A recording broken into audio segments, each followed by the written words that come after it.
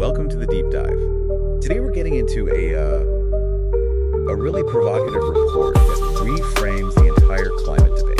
It really does. It argues that the climate crisis isn't about the age of humans, the Anthropocene, as we hear all the time, Right. but something else entirely, the racial capitalocene.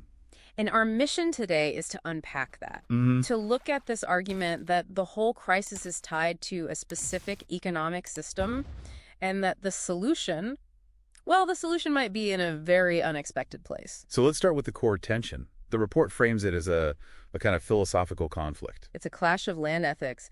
On one side, you have this dominant Euro-American worldview of domination and conquest. See, nature is just stuff to be used. Exactly. As dead matter that's there to be monetized. And that's put in direct opposition to a philosophy of symbiosis and interconnectedness. Okay, so if that conquest ethic is the problem, where does the source say it really began? What was the prototype for this kind of destruction? They trace it back to something they call the plantation scene. The plantation system. The plantation system.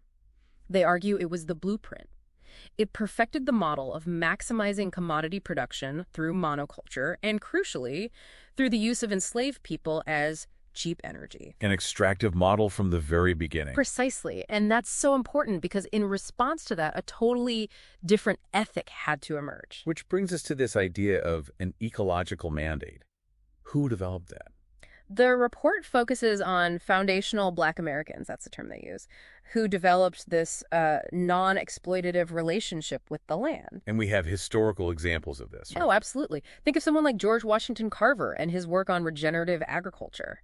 He wasn't trying to conquer the soil. He was developing crop rotation to literally heal it. To restore it. To restore it. Or you can look at the Gullah Geechee people who use living shorelines instead of, just pouring concrete to build a seawall. It's a completely different approach. And this isn't just a historical footnote.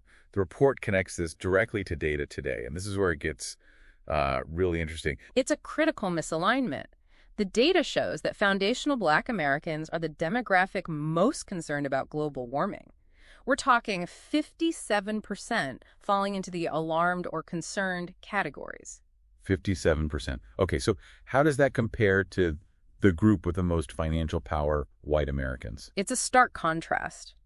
In that demographic, 27% fall into the doubtful or dismissive categories. So you have the conscience on one side and the capital on the other. A complete mismatch. So if the problem is that clear, why don't we feel that urgency everywhere? I mean, what's the psychological block the report identifies? It's a concept they call shifting baseline syndrome. It's the way we normalize extreme weather over time. We just forget what a stable climate was like. We get used to the crisis. We do. And that leads to what the source calls the pathology of the pleasant winter. I think I know what this is. Yeah. This is when it's 60 degrees in January and you go outside and say, oh, what a nice day. Exactly. You're complimenting a fever. And that nice weather has terrifyingly real consequences. Such as it. Well, that lack of sustained cold leads to the collapse of things like our snowpack. Our natural water battery. Our water battery, yes. And it unleashes pestilence. The report cites the mountain pine beetle. Warmer winters allowed it to thrive, and it ended up destroying 58% of British Columbia's commercial pine volume. 58%. That's an entire ecosystem. A carbon sink just gone. Gone. And the ability to enjoy that warm winter is defined in the report as a vacation from climate reality, a privilege. Okay, so let's get to the proposed solution, because it's a huge leap. How do they connect all this to, of all things, reparations? They frame it as a planetary imperative. A planetary imperative. What does that mean in practice? It's about a direct transfer of capital. Yeah. The argument is that direct cash reparations would create a powerful green multiplier effect. You'd be empowering the most environmentally conscious demographic with the funds needed for real climate action. Like green retrofitting or gaining more political influence. All of it. It realigns the capital with the conscience. So pulling this all together, the conclusion is pretty grim. The source calls the current situation a suicide pact. Yes, where maintaining these racial and economic hierarchies is actively preventing the collective action we need to survive. The choice they present is stark. It's either abolition of this extractive system or extinction. So what this deep dive really shows is that you can't separate ecological repair from social and economic repair. They are one and the same. And that leaves a really important question for you, the listener.